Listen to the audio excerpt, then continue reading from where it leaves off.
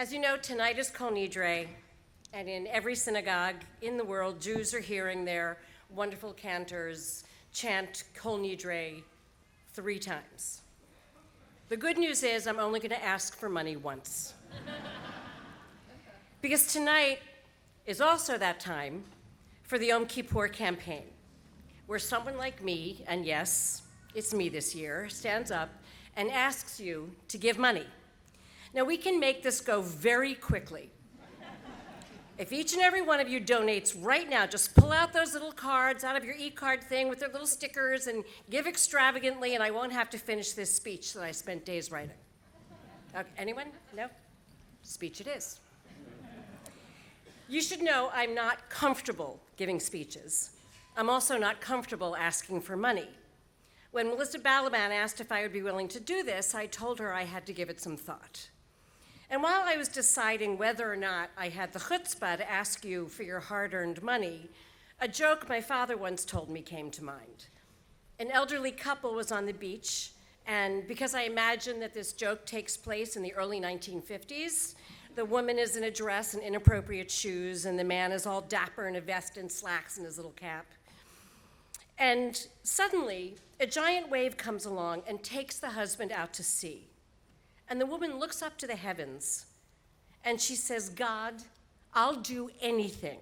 Just send my husband back. I'll never ask for anything ever again. Just send him back to me.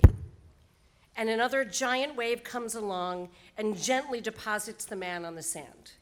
And the wife looks at her husband, and she looks up at the heavens, and she says, he had a hat.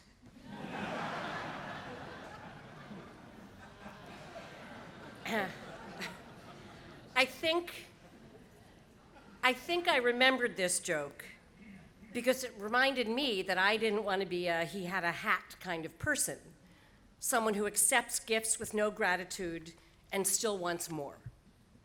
Having received the gift of IKAR, I realized I had to say yes, so here I am asking for your donations. There are a few questions to consider. First of all, why give? I have a bunch of memories from when I was growing up that are particularly sweet to me. My parents were part of a group called the Friendly 10. They were 10 middle-class couples who were obviously friends. They had regular meetings, which I loved, because when they met at my house, they let me be the secretary. More important, my parents made sure that I knew what their mission was. They wanted to help. And these 10 couples realized that they could do more as a group than they could as individual couples.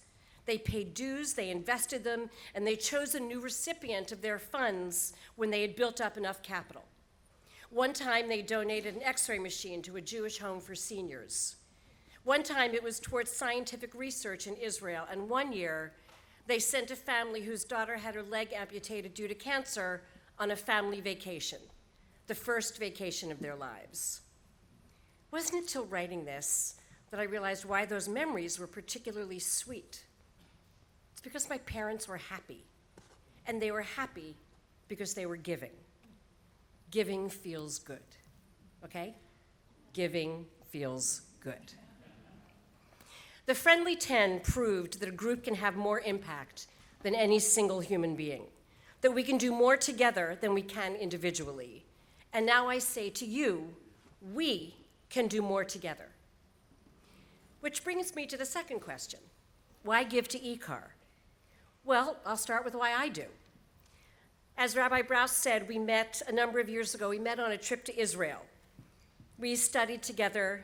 I learned from her. We learned together. We traveled together, and we did a little bit of shopping. I developed a girl crush. I was, until very recently, a member somewhere else. And I went through a heartbreaking divorce, and if that wasn't challenging enough, I felt like I lost my synagogue as well, because that was his place. So I was on a search for a home, for a community, for a place that would feed me spiritually, for a place that put the ethics of Judaism to work in the real world. And a friend of mine invited me to come to Kol Nidre a couple years ago.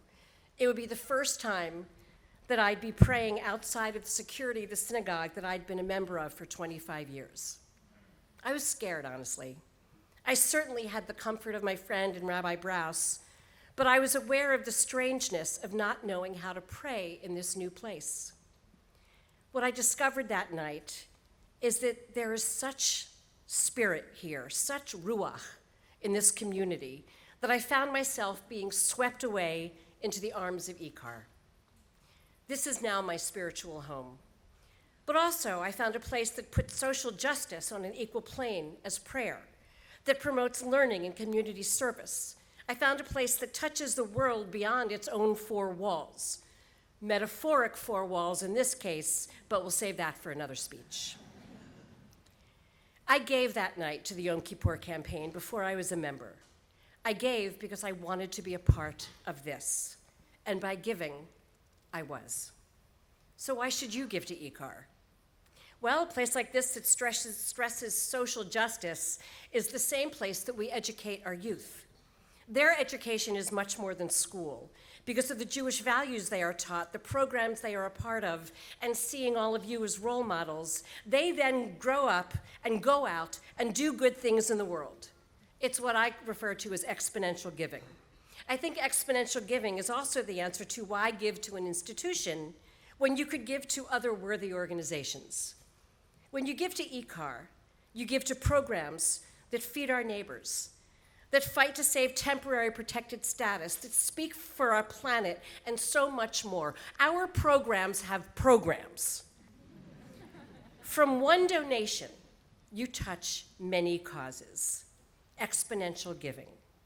It kind of reminds me of the shofar, that through that narrow space comes a giant sound. The work IKAR does is that giant sound. Why should you give to IKAR? Well, your membership contributions are not enough. I really want you to hear that. Your membership contributions are not enough. As a matter of fact, membership and tuition only cover 70% of programs and operations, which leaves 30%. Now, math isn't my thing, but I'm pretty sure that's almost a third. So 30% is what we are working towards covering tonight. Why should you give to IKAR? Let me ask you this. Who comes to services on a semi-regular or regular basis? Raise your hands and keep them up. Who comes to learn? Keep your hands up. Who takes part in any element of Minyan Tzedek and the social justice work? Who has participated in any of the programs I've mentioned? Who has ever been a chesed volunteer for our community? Who has relied on the community during a time of loss or illness or celebration? It's a lot of you. Why give to IKAR?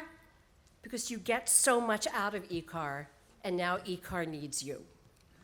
For those of you who are here for the first time or only come for the high holidays, welcome. We're really happy you're with us. But what we'd like to see is that you become a part of something here. Become a part of what we do all year round. Become a part of our community. Become a part of IKAR. Why give to IKAR? Because, as I said earlier, your membership contributions are not enough. Because it's time to be grateful for the gifts and forget about the hat. Because together, we can do more than we can do alone. Because as a group, we can support and serve so many others. Because giving feels good. And this could be the last time you may be feeling good until that shofar blows tomorrow night. How do you give to IKAR tonight? You know those cards that are in your e-card with the little stickers on them?